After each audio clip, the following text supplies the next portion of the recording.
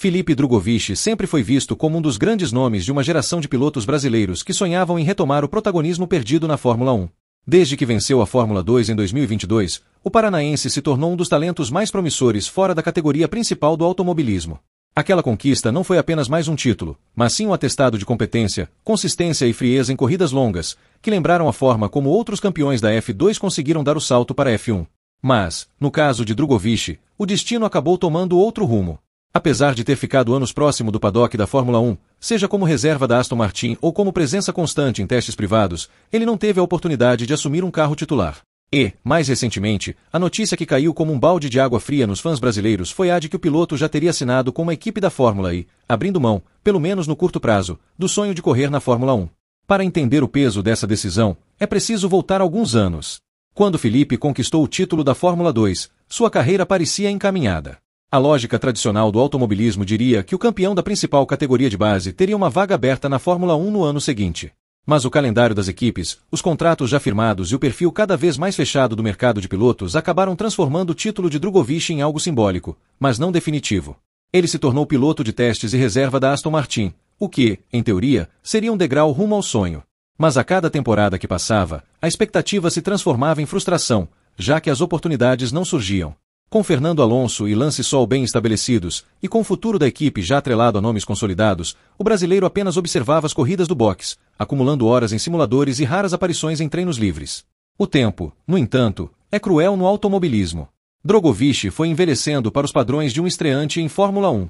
A categoria, cada vez mais voltada para jovens de 20, 21 anos, começou a fechar as portas para um piloto que já se aproximava da metade da década de 20. Enquanto isso, nomes como Oscar Piastri, Logan Sargeant e até mesmo Theo Pourchaire conseguiram se inserir no debate de titulares. A paciência de Drugovich parecia infinita, mas os sinais do mercado indicavam o contrário. A Fórmula 1 se tornava um sonho distante. Ainda assim, ele se manteve disponível, esperando uma brecha, um convite de última hora, talvez um assento emergencial por conta de lesão ou saída repentina de alguém. Mas nada disso aconteceu. Foi nesse cenário que a Fórmula E começou a surgir como alternativa real. A categoria elétrica, que vinha crescendo em prestígio, especialmente entre fabricantes e patrocinadores, ofereceu algo que a Fórmula 1 negava a Drugovich: a chance de correr de fato, de estar na pista, de lutar por vitórias.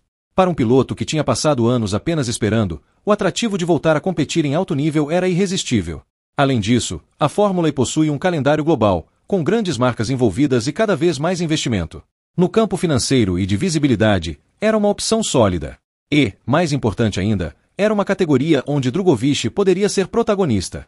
A decisão de assinar com uma equipe da Fórmula E, no entanto, teve um preço alto. Praticamente selou o fim das suas chances imediatas de conseguir um assento na Fórmula 1.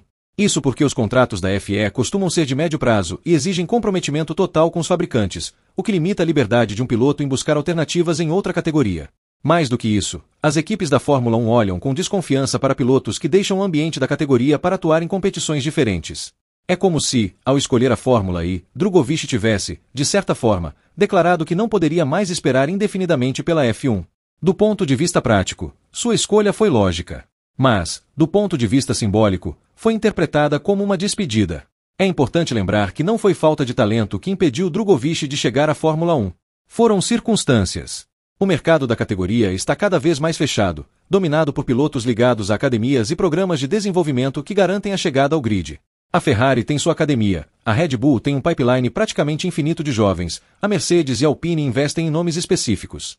Sem uma vaga em uma dessas estruturas, a ascensão se torna improvável.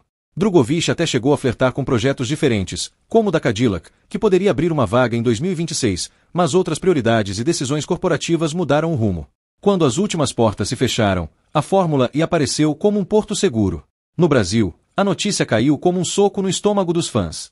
Afinal, Drugovich era visto como o próximo grande nome capaz de recolocar o país no grid da Fórmula 1. Desde a saída de Felipe Massa, a torcida espera por alguém que carregue novamente a bandeira nacional entre os 20 melhores pilotos do mundo. Gabriel Bortoleto apareceu recentemente como nova esperança, mas Drugovich já tinha um histórico mais sólido e uma expectativa consolidada. Ao migrar para a Fórmula E, ele não desaparece do mapa do automobilismo, mas deixa para trás, pelo menos temporariamente, a chance de realizar esse sonho coletivo. Ainda assim, seria um erro decretar o fim definitivo da relação de Drugovich com a Fórmula 1. A história mostra que o automobilismo é cheio de reviravoltas. Pilotos que foram dados como descartados acabaram voltando em situações inesperadas. O sucesso em outra categoria pode manter um nome vivo no radar, especialmente se surgir a necessidade repentina de substituições. Além disso, a Fórmula E tem chamado cada vez mais a atenção de fabricantes que também estão envolvidos na Fórmula 1. Isso significa que, em tese, Drogovic poderia se manter no círculo de influência, ainda que indiretamente.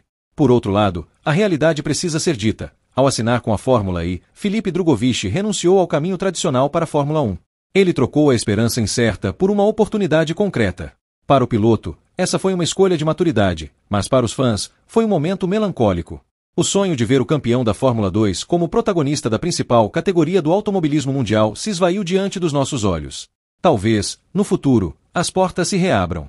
Talvez o destino reserve alguma surpresa. Mas, no presente, a trajetória de Drogovic seguiu por outro trilho, e a Fórmula 1 parece mais distante do que nunca. Essa decisão simboliza também a transformação do próprio automobilismo. No passado, as categorias de base eram apenas etapas obrigatórias antes da chegada inevitável à Fórmula 1. Hoje, porém, a diversidade de competições de alto nível faz com que talentos se espalhem. A Fórmula E, o WEC, o IndyCar e até categorias de GT oferecem carreiras sólidas, bem remuneradas e prestigiadas. A Fórmula 1 continua sendo o auge, mas não é mais o único destino possível. E Drogovic, ao aceitar esse novo caminho, se torna também um reflexo dessa mudança de paradigma. Ele deixa de ser apenas uma promessa frustrada da F1 e passa a ser protagonista em outra arena. O futuro de Filipe Drogovic ainda será escrito, mas a sensação, por agora, é de despedida. A cada vez que o carro elétrico acelerar em alguma rua iluminada de cidades como Berlim, Londres ou São Paulo, o público brasileiro saberá que ali corre um talento que poderia ter sido da Fórmula 1. E a história guardará sempre a pergunta: e se as portas da categoria máxima tivessem se aberto um pouco antes, será que o desfecho teria sido diferente?